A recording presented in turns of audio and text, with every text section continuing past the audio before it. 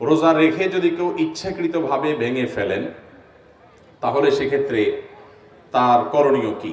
তিনি কি একটি রোজা কাজা রাখলেই হবে, নাকি তার সাথে আরো টানা 60টা রোজা কাফারা রাখতে হবে? এটি ফোকা একরামের দুটি মত আছে। অনেক ফকিগণ বলেছেন যে শুধুমাত্র স্ত্রী সহবাস করলে যদি রোজা রেখে এবং এই জাতীয় কাজ করে তাহলে সেক্ষেত্রে তার জন্য রোজা কাজার পাশাপাশি কাফারা লাগবে। আর অন্য ওলামা ইকরামের মত হলো যে না, বরং যেই কোনোভাবে রোজা ভাঙবে, ইচ্ছাকৃতভাবে ঠান্ডা মাথায় যদি রোজা ভাঙে তাহলে সেক্ষেত্রে তার জন্য একটা রোজা কাজা এবং তার সাথে টানা 60টা রোজা কাফারা রাখতে হবে। মোট কয়টা রাখতে হবে?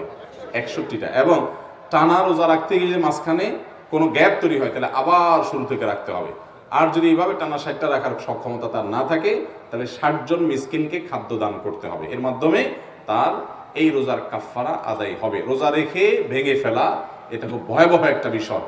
একেবারে রাখলো না কেউ, আল্লাহর কাছে মাফ চাইলো, কাজা আদায় করলো, আল্লাহ মাফ করতেও পারেন, কিন্তু রাখার পরে এরপর ভেঙে ফেলা, বিশেষ করে অলসতার কারণে কেউ ভেঙে ফেললো, অসুস্থতার কারণে দেয়ালে পিঠ থেকে গেছে, জীবন অবসান হওয়ার আশঙ্কাও তৈরি হয়েছে, তার জন্য জায়েজ আছে, তিনি ভেঙে ফেলতে পারেন, কিন্তু ঠুনকো অজুহাতে রোজা ভেঙে ফেলা জায়েজ নয়।